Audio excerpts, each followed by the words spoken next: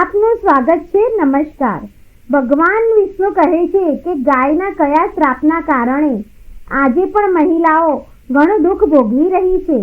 શ્રી હરિ કહે છે કે હે નારદ, ગાય ભલે બેજુબાન પ્રાણી છે, પરંતુ તે મનુષ્યની અભિવ્યક્તિ સારી રીતે સમજે છે. મિત્રો, ગાય માતા એ સ્ત્રીઓને શા માટે શ્રાપ આપ્યો છે તેના વિશે આદિત્ય કથામાં જણાવવા જઈ રહ્યા છે. ભગવાન વિષ્ણુ કહે છે કે જે કોઈ આ વાર્તાને પૂરા દિલથી અને એકાગ્ર મન થઈને સાંભળશે તેના અનેક પાપો માફ થશે અને તે સ્ત્રી હોય કે પુરુષ હોય, મોક્ષની તરફ આગળ વધશે. એક દિવસ નારદજી નારાયણનો જાપ કરતા કરતા વૈકુંઠમાં આવે છે. ત્યારે માતા લક્ષ્મી અને ભગવાન શ્રી હરિ શેષનાગની શૈયા પર વિશ્રામ કરી રહ્યા હોય છે. નારદ મુનિએ ભગવાન શ્રી હરિ અને માતા લક્ષ્મીને પ્રણામ કર્યા અને કહ્યું કે હે ભગવાન, આજે મારા મનમાં 3 પ્રશ્નો ઉદ્ભવી રહ્યા છે. હું તમારી પાસે આ સમસ્યાનો ઉકેલ જાણવા આવ્યો છું. ત્યારે શ્રી હરિ હસ્યા અને બોલ્યા કે હે વત્સ નારદ, તમારું સ્વાગત છે. તમે કોઈ પણ સંકોચ વિના તમારા બધા પ્રશ્નો પૂછી શકો છો. હું ચોક્કસપણે આ પ્રશ્નોના જવાબ આપીશ. ત્યારે દેવર્ષિ કહે છે કે હે પ્રભુ, તમે જગતના પાલનહાર અને સૃષ્ટિના સર્જક છો. તમે સમગ્ર માનવ જાતના કલ્યાણ માટે અનેક જીવોનું સર્જન કર્યું છે.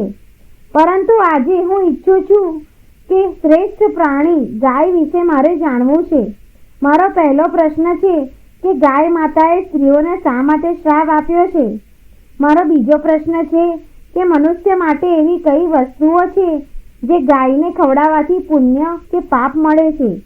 અને મારો ત્રીજો પ્રશ્ન એ છે કે ગાય એક પવિત્ર પ્રાણી હોવા છતાં તેને ખરાબ ખોરાક કેમ ખાવો પડે છે? ત્યારે ભગવાન શ્રી હરિ હસતા હસતા કહે છે કે હે મુનીશ્વર, તમે સમસ્ત માનવ જાતના કલ્યાણ માટે ખૂબ જ મહત્વપૂર્ણ પ્રશ્ન પૂછ્યા છે. ગાયને ગાય માતા તરીકે પૂજનીય માનવામાં આવે છે. ગાયમાં 33 કોટી દેવી દેવતાઓ વસે છે અને પ્રાણીઓમાં સર્વશ્રેષ્ઠ પ્રાણી ગાય માતા છે, જેની ઉત્પત્તિ સમુદ્ર મંથન વખતે દેવી લક્ષ્મી સાથે થઈ હતી. હું તમારા પ્રશ્નોના જવાબ આ એક પવિત્ર વાર્તા દ્વારા આપવા માંગુ છું અને જે કોઈ પણ વ્યક્તિ આ કથા ધ્યાનથી સાંભળશે તેના 32 પાપ હું માફ કરીશ અને મૃત્યુ પછી તે વ્યક્તિ શ્રી કૃષ્ણના આશીર્વાદથી ધન્ય થશે અને તે વ્યક્તિનું જીવન મોક્ષની તરફ આગળ વધશે. ત્યારે નારદજી કહે છે કે હે પ્રભુ, આ પવિત્ર કથા હું ધ્યાનથી સાંભળીશ અને તેનો આ જગતના માનવના કલ્યાણ માટે હું પ્રચાર જરૂર કરીશ. તો હે પ્રભુ, તમે મને આ કથા વાર્તા કહી ધન્ય બનાવો.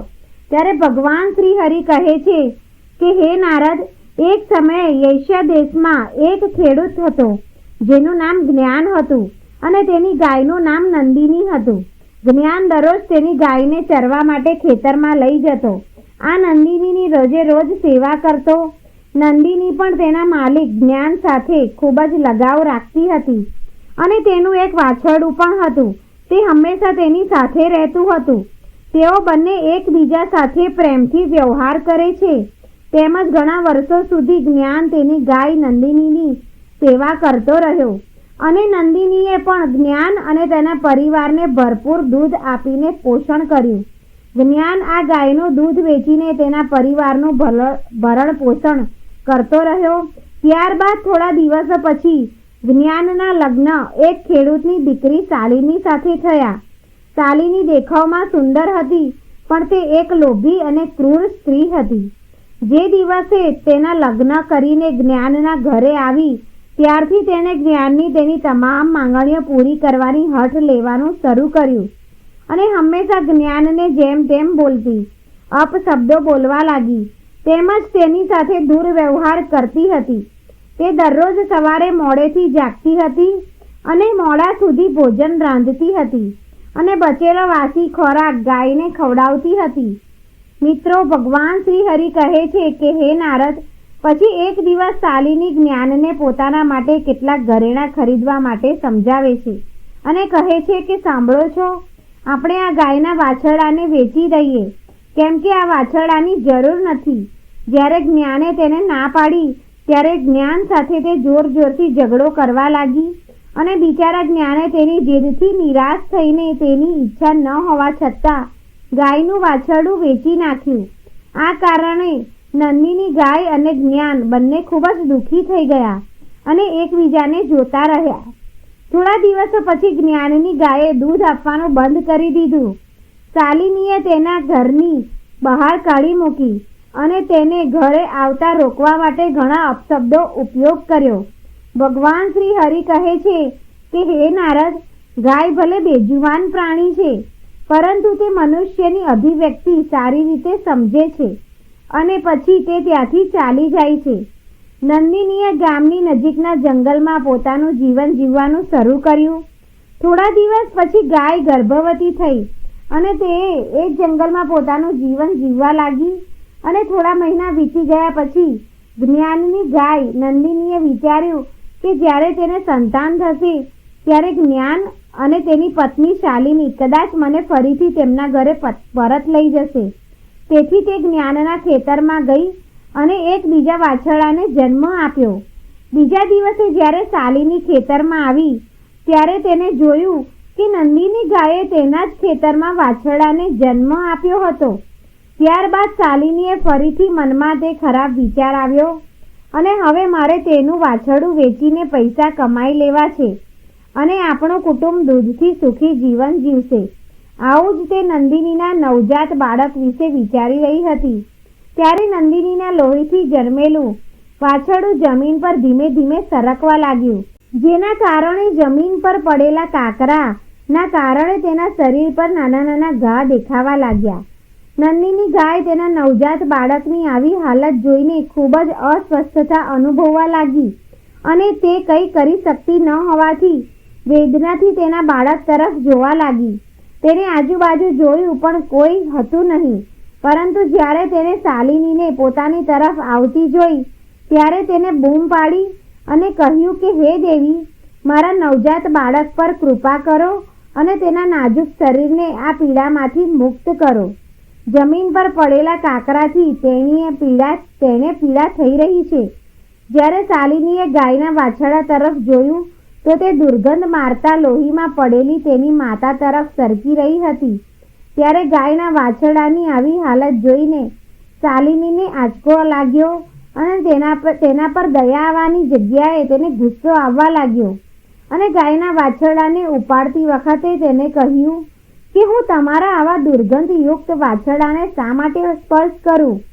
ભગવાન શ્રી હરિ કહે છે કે હે નારદ, ગાય તે શાલિનીને ખૂબ આજીજી કરવા લાગી, રડતી રહી અને તેના હૃદયના ઊંડાણથી તેને આજીજી કરવા લાગી. પરંતુ શાલિનીના ક્રૂર સ્વભાવને કારણે તે ગાયના વાછરડાને સ્પર્શ ન કર્યો અને ત્યાંથી જતી રહી.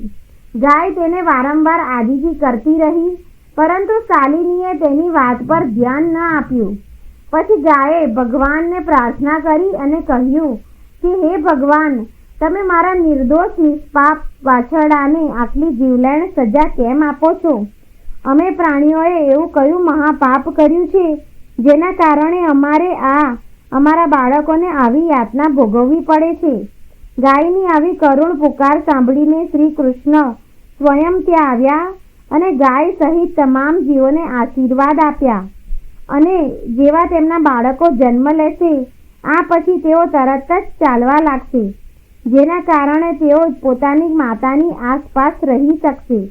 ભગવાન શ્રી હરિ કહે છે કે હે નારદ, પછી શ્રી કૃષ્ણએ આશીર્વાદ આપીને ત્યાંથી અંતર ધ્યાન થયા. પરંતુ થોડી વાર પછી જ્યારે શાલિની તેને જોવા માટે ગાય પાસે પાછી આવી ત્યારે તેની આંખો પર વિશ્વાસ ન થયો. વાછરડું પોતાની મેળે જ ઊભું હતું એટલે શાલિનીએ વાછરડાને હળવો ધક્કો માર્યો અને તે જમીન પર પડી ગયું. જ્યારે ગાયને શાલિનીનું આ ઘૃણાસ્પદ કૃત્ય જોઈને તેને ખૂબ જ ગુસ્સો આવ્યો અને તેણે આખી દુનિયા, દેવદેવતાઓ, અગ્નિ, વાયુ, આકાશ, પાણી અને વૃક્ષોને સાક્ષી માનીને શાલિનીને શ્રાપ આપ્યો અને કહ્યું કે હે દુષ્ટ સ્ત્રી, આજે તે તારી ક્રૂરતાથી બધી જ હદો વટાવી દીધી છે. આજે આખી દુનિયાને સાક્ષી માનીને હું તને અને સમગ્ર માનવ જાતને શ્રાપ આપું છું કે જ્યારે પણ તારું બાળક જન્મશે ત્યારે તેને ચાલવા માટે ટેકાની જરૂર પડશે અને તેમને ચાલવા માટે 1 વર્ષનો સમય લાગશે. દરેક ભક્ત જે આ વાર્તા સાંભળી રહ્યા છે તેના ઘરમાં કોઈ મુશ્કેલી ના આવે અને આખો પરિવાર સુખ શાંતિથી વ્યાપન કરે અને માતા લક્ષ્મીના આશીર્વાદ સદાય તેમના પર રહે. જે પણ ભક્ત સાચા હૃદયથી કમેન્ટ બોક્સમાં જય માં લક્ષ્મી લખશે તેની બધી જ મનોકામના પૂર્ણ થશે. ભગવાન શ્રી હરિ પૂરી કરશે. ભગવાન શ્રી હરિ કહે છે કે હે નારદ, તમારા પ્રથમ પ્રશ્નનો જવાબ આ નંદિની ગાયના શ્રાપના કારણે બાળકને યોગ્ય રીતે ચાલવામાં 1 વર્ષ જેટલો સમય લાગે છે. સતયુગમાં બાળકનો જન્મ સ્થાને સાથે જ ચાલતું હતું. હે નારદ, જ્યારે શાલિની સાંજે પોતાના ઘરે પરત ફરી રહી હતી ત્યારે આ ગાયના શ્રાપના કારણે તોફાન વરસવા લાગ્યું અને જોરદાર વીજળી આવી અને ગર્જના કરવા લાગી. ભારે વરસાદને કારણે શાલિની એક ઝાડ પર નીચે સહારો લેવા ઊભી રહી, પણ ભાગ્યના ખેલથી તે જ ઝાડ પર વીજળી પડવાથી શાલિનીનું મૃત્યુ થયું. યમદૂતે શાલિનીનો આત્મા લીધો અને તેને ધર્મરાજના દરબારમાં રજૂ કર્યો અને ચિત્રગુપ્તે જ્યારે તે સ્ત્રીનો હિસાબ જોયો તો બધા આશ્ચર્ય પડી ગયા.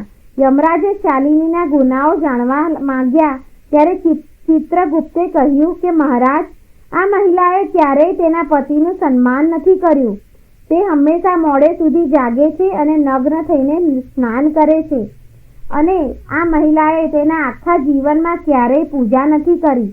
તેના પાપોને ગણવા માટે આપણને આખો દિવસ લાગશે અને તેને જે સૌથી મોટું પાપ કર્યું છે તે એ છે કે તે ગાયને દરરોજ વાસી અને સડેલો તેમજ પડી રહેલો ખોરાક ખવડાવ્યો છે. ગાય એ સર્વશ્રેષ્ઠ પ્રાણી છે, તો પણ ગાય માતાને જૂઠો અને ખરાબ ખોરાક કેમ ખાવો પડે છે? આ વાત સત્યયુગના સમયની છે, જ્યારે શિવજી અને માતા પાર્વતીજી સમુદ્ર કિનારે વિહાર કરવા ગયા ત્યારે શિવજીએ મસ્તી તોફાન કરવાનું વિચાર્યું.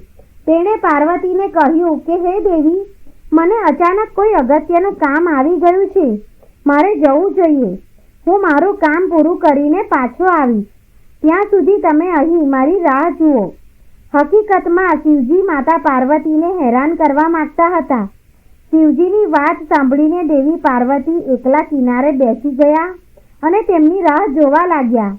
સાંજ થઈ અને તે દિવસે શિવરાત્રી હતી અને જ્યારે શિવજી રાત સુધી પાછા ન આવ્યા ત્યારે માતા પાર્વતીએ કિનારે રેતીનું શિવલિંગ બનાવ્યું અને નજીકમાં ઉપલબ્ધ પૂજા સામગ્રી સાથે શિવજીની આખી રાત પાણી વિના નિર્જળા વ્રત ઉપવાસ કર્યા. શિવજી ત્યાં સૂક્ષ્મ સ્વરૂપે હાજર હતા અને દરેક પ્રવૃત્તિના સાક્ષી હતા. સવારે પાર્વતીએ શિવલિંગ અને પૂજન સામગ્રીને સમુદ્રમાં વિસર્જન કર્યું.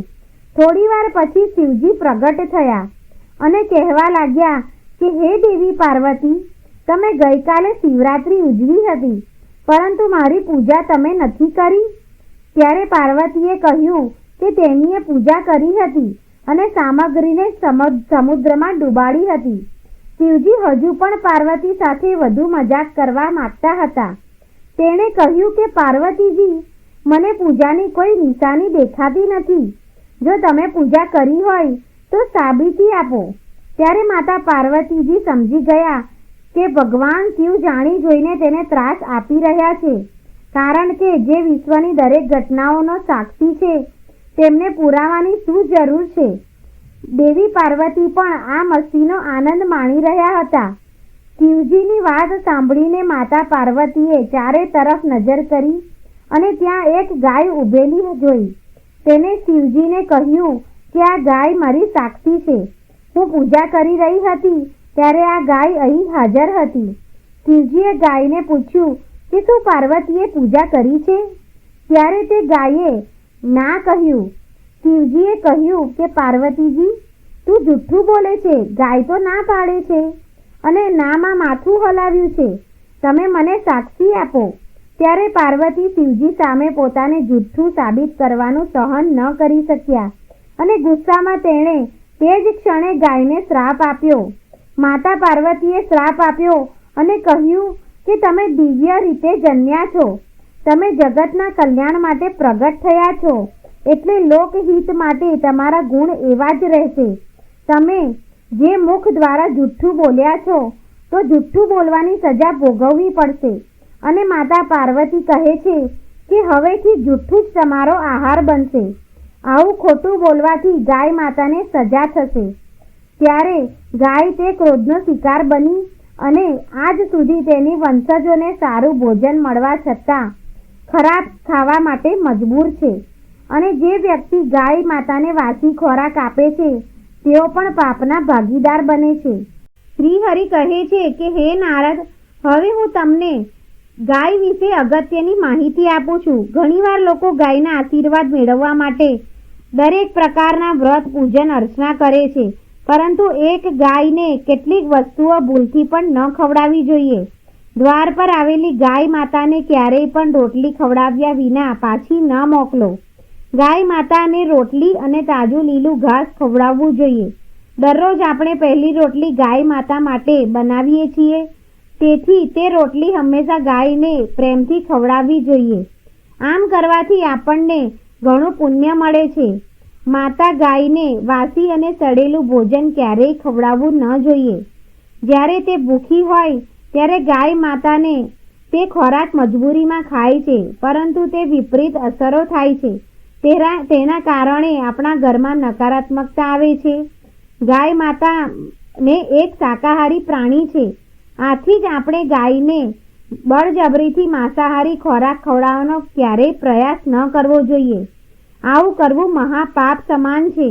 આપની કુંડળીમાં જો ખામી છે, જેના કારણે આપણે સતત સમસ્યાઓનો સામનો કરી રહ્યા છો, તો ગાય માતાને રોટલી ખવડાવતી વખતે તમે કેટલાક ઉપાય કરી શકો છો.